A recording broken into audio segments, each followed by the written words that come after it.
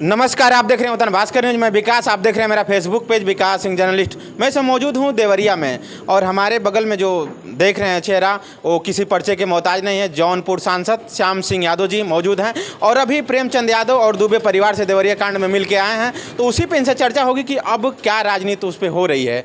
Sir, सबसे पहले हमारे चैनल में आपका बहुत बहुत स्वागत। बहुत बहुत धन्यवाद है।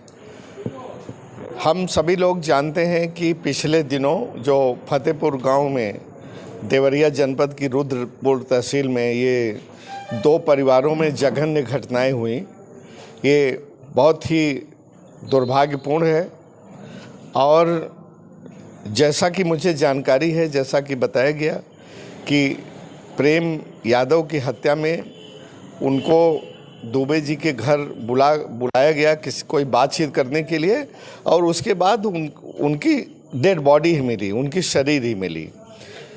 तो उसी तैस में प्रेमचंद यादव, उनके और जो भी नज़दीकी थे, संबंधी थे, उन्होंने उस गुस्से में आकर के दुबे परिवार के कई लोगों को, 5 लोगों को मौत के घाट उतार दिया। देखिए, हत्या तो सभी लोग इस बात को मंजूर करेंगे कि बहुत दुर्भाग्यपूर्ण है। मेरा यहाँ इतना ही कहना है कि हत्या तो हत्या है। प्रेमचंद यादव की हत्या में जो भी लोग कसूरवार हैं, जो भी लोग आरोपी हैं, बहुत फेयरनेस के साथ, बहुत ट्रांसपेरेंसी के साथ, बहुत साफ सुथरे तरह से उसकी जांच होनी चाहिए। क्योंकि प्रेमचंद यादव एक हृष्ट-पुष्ट अच्छे नौजवान थे। उनको तो मैं समझता हूं कि कोई 2 लोग मिल कर के भी उनको पकड़ कर हत्या नहीं कर सकते। इसमें मेरा जहां तक ख्याल है कि काफ़ी लोगों का हाथ है, कम से कम 5-7 लोगों का। तो इसको प्रशासन को, पुलिस को उस हत्या को खोलने के लिए निष्पक्षपूर्ण ढंग से कार्रवाई करनी चाहिए। उसी तरह से जो पंडित जी के परिवार की हत्या हुई, वो भी उससे भी दुर्भाग्यपूर्ण है कि अगर तैस में उन्होंने, किसी ने भी पंडित जी को मारा, तो उनके बच्चों को नहीं मारना चाहिए था। इससे हम थोड़ा सहमत नहीं हैं। वो बच्चों को मार करके जो प्रेमचंद की हत्या होने के बाद उनको एक सिंपैथी, सहानुभूति है, काफ़ी हद तक उससे वो ख़त्म हो गई। और इस पूरे घटनाक्रम ने एक दूसरा मोड़ ले लिया, नाटकीय मोड़ ले लिया। तो बहरहाल इसमें तो यही कहना है कि जो भी दोषी हो, चाहे हत्या हुई है, चाहे तैस में हुई है, चाहे गुस्से में हुई है, चाहे प्रेमचंद की हुई है, चाहे दुबे परिवार की हुई है, सभी आरोपियों को धरपकड़ करके और सरकार को निष्पक्ष जांच करनी चाहिए। प्रेमचंद यादव की तरफ से भी FIR नहीं हो, इसको कैसे देखते हैं आप? गलत बात है। यार, तो का जो नियम है इंडियन पेनल कोड में, वो तो अगर कोई शिकायत न दे और अगर पुलिस को मालूम हो तो भी पुलिस को स्वयं सुमोटो दर्ज करने का अधिकार है। और हत्या के बाद भी अगर FIR नहीं हुई, ये तो बहुत ही गलत बात है। और पुलिस प्रशासन पर एक कहिए कलंक है और उनकी निष्पक्षता पर सवाल उठाता है। और आप रोज देख रहे होंगे कि एक जघन्य हत्याएं होती हैं, रेप होता है और भी डकैती होती है, लेकिन पुलिस FIR न करके अपने रिकॉर्ड को दुरुस्त रखना चाहती है और आंकड़ा कम दिखाने के लिए, जो कि ठीक बात नहीं है। प्रेमचंद यादव की हत्या की FIR बहुत जल्दी दर्ज होनी चाहिए, और नहीं दर्ज होती है तो हम लोग इसको ऊपर भी पुरजोर ढंग से इस बात को उठाएंगे, इसकी मांग करेंगे। पहले 2 परिवार में झगड़ा होता है, फिर उसके बाद 2 जाति में उसको बांट दिया, फिर 2 पार्टी में उसको बांट दिया जाता है। इसको कैसे आप देखते हैं? देखिए, ये सियासत का काम है और हम यहाँ सियासत नहीं, हम सही बोलने के हैं।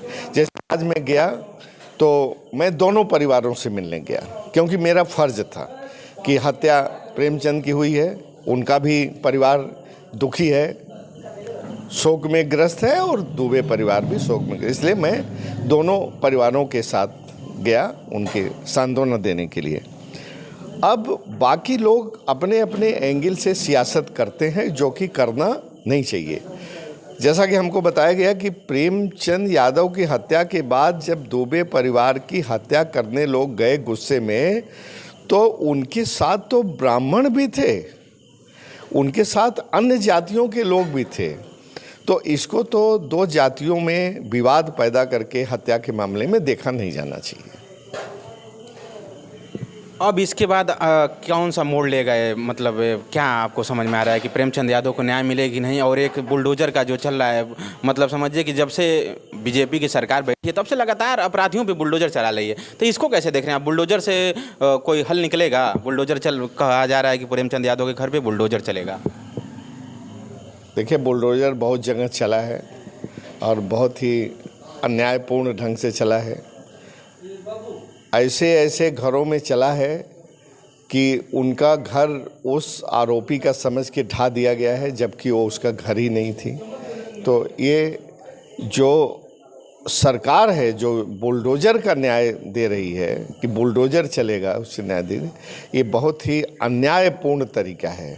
और मैं समझता हूँ कि सब दिन एक जैसे नहीं रहते, सब दिन एक जैसे नहीं रहते।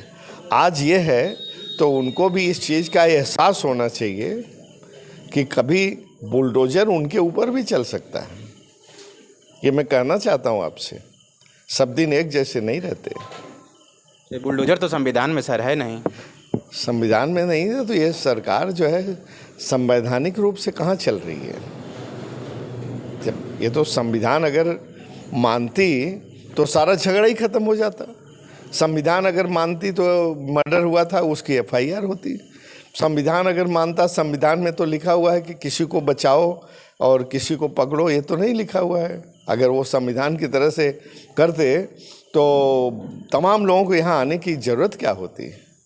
जो संविधान से इतर अपने स्वार्थ के लिए, अपनी सियासत के लिए जो चीज़ें की जा रही हैं वो ठीक नहीं होगी, और प्रदेश की कानून व्यवस्था की राह एक गलत रास्ते पर जा रही है। राजस्व विभाग को क्या कहना चाहते हैं इस मामले पे? इसमें देखिए, राजस्व विभाग में भी बहुत खामियां हैं। मैं उस विभाग में रहा हूँ, ठीक है ना, लेकिन खामियां तो हर विभाग में हर जगह हैं।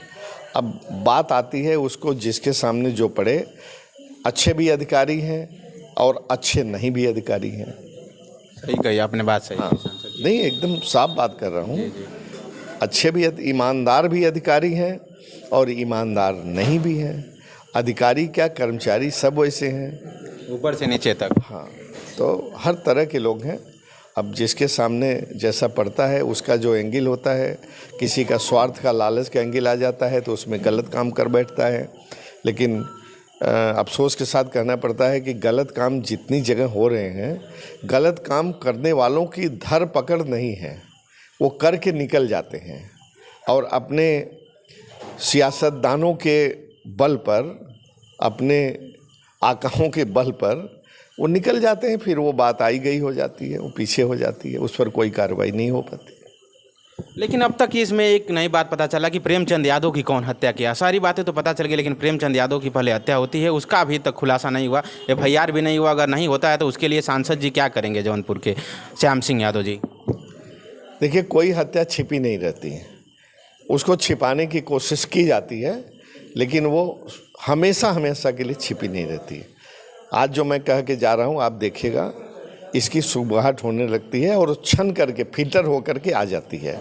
अगर हम तो कहते हैं कि चाहे प्रेमचंद यादव की हत्या का एफआईआर नहीं हुआ और चाहे दुबे परिवार के साथ भी कुछ होगा, अगर हम तक उसको सूचना मिलेगी तो मैं जो कर सकता हूँ, चाहे पार्लियामेंट में उठाना हुआ, चाहे कहीं और बोलना हुआ किसी और फोरम पर, चाहे सरकार को लिखना हुआ, सरकार के पास जाना हुआ, मेरे में जो ताकत है, जो मेरी औकात है, उसकी मैं भरपूर कोशिश करूँगा।